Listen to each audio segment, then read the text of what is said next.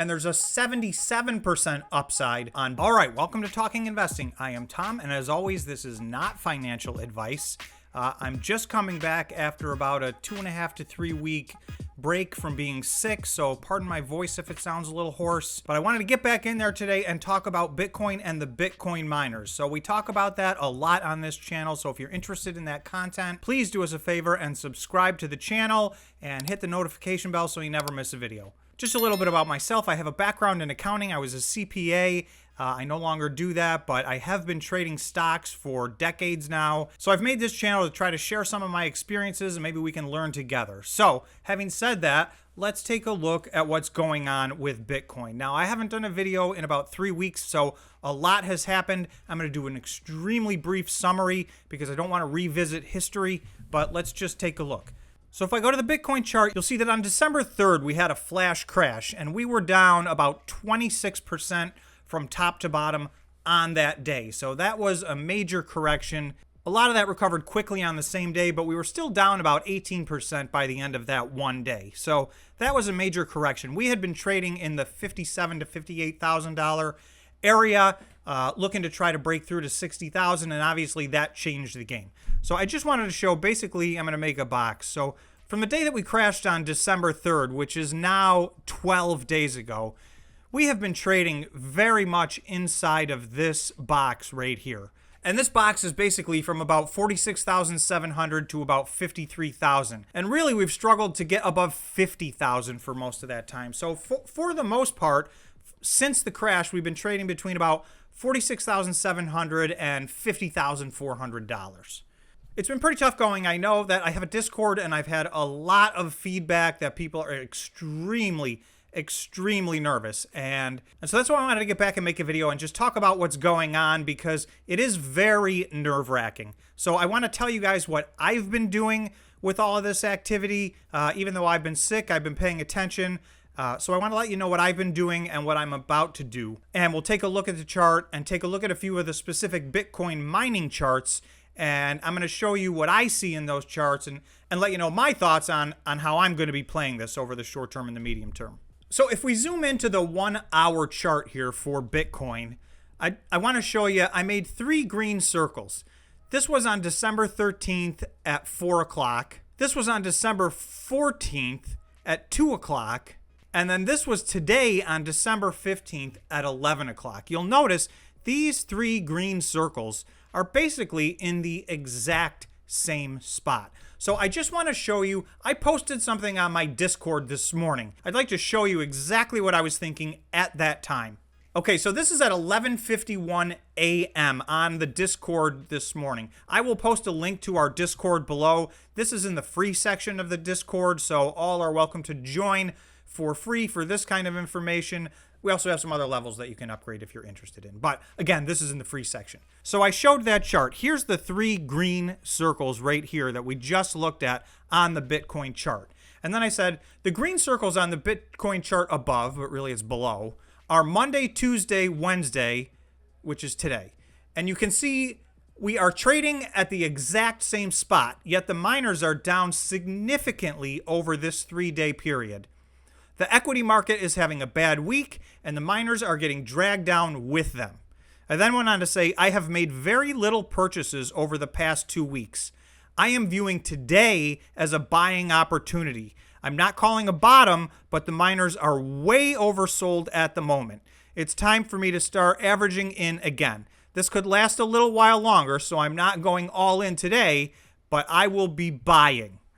So that was, you'll see at that time, we were sitting right back at this low, which is kind of the recent low. It was the 3rd time we had recently visited it. So I will let you guys know, I did start buying right then. So 2 hours later, I was able to post this. This is the same exact chart. Green circle, green circle, green circle. So my timing was extremely fortunate. Hitting this low for the 3rd time was a nice signal, and you can see we bounced off of it and we went straight up. Now, some of this was, this candle right here is the 2 o'clock candle after the Fed notes came out. So that helped, but you will see we were 1, 2, 3 full hours into a green candle rally before that happened. So So this third circle did seem to mark a short-term bottom. We caught a great rally. I want to show you the big board of where all the stocks ended today, because at the time that I did this chart right here, all of the Bitcoin mining stocks were down anywhere from 3, 4, 5, 6, 7, 8. Some were down 9 or 10%.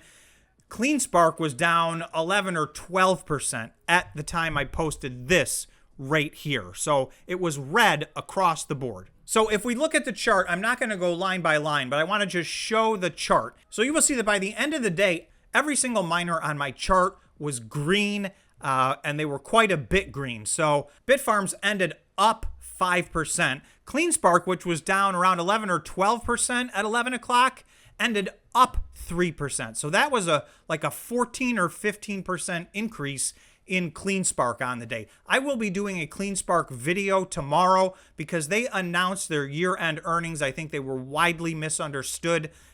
They did have a nice rally today, but for them to have been down like that, a few other noteworthy ones, Riot and Marathon both went from down around 7% to up 3 or 4%. So I'll let you guys just take a quick look at the board, but you're going to see every single Bitcoin miner on my chart that I follow was green by the end of the day. And this was remarkable because even as late as 2:30 or 3 o'clock, most of these were still red, just starting to head towards green. So it was a massive surge at the end of the day. Again, the Fed said some things that made people feel a little bit better. But I will tell you, 2/3 of the Bitcoin rally happened before the Fed ever spoke.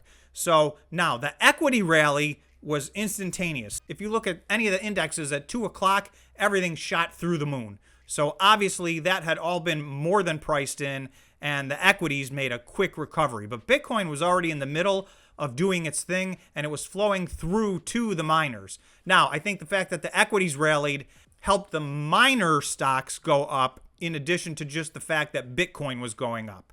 So those two things put together caused a massive rally in the late afternoon. So the key is going to be, as I'm making this video, we're sitting at about 48,850. We did get as high as $49,500 at around 3 o'clock this afternoon.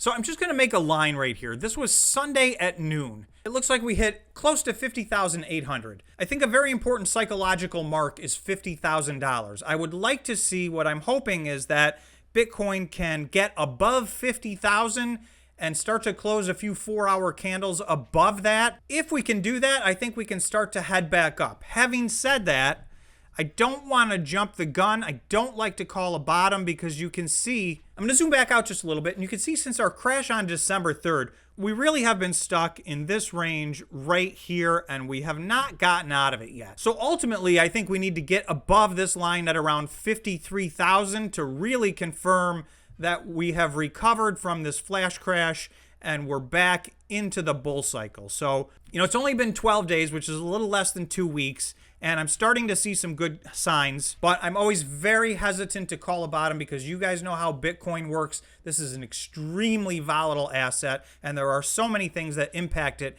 in the very short term. But I do want to reiterate that I remain mid to long-term bullish on Bitcoin. I don't think our Bitcoin bull run is over by any means. This was a pretty big setback for a couple of weeks, but in the grand scheme of things, nothing we haven't seen in the crypto world many, many times. Let me just take a look at a few charts really quickly to show you some of the things that I bought today and some of the things that I'm looking at buying that I think are in a nice buy zone.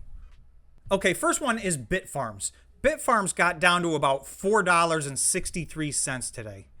If I zoom out a little bit, you'll see that Bitfarms hit $4.63 on September 30th. And if you remember, that was the end of the bear run and the beginning of the bull cycle in the month of October, where things ran up.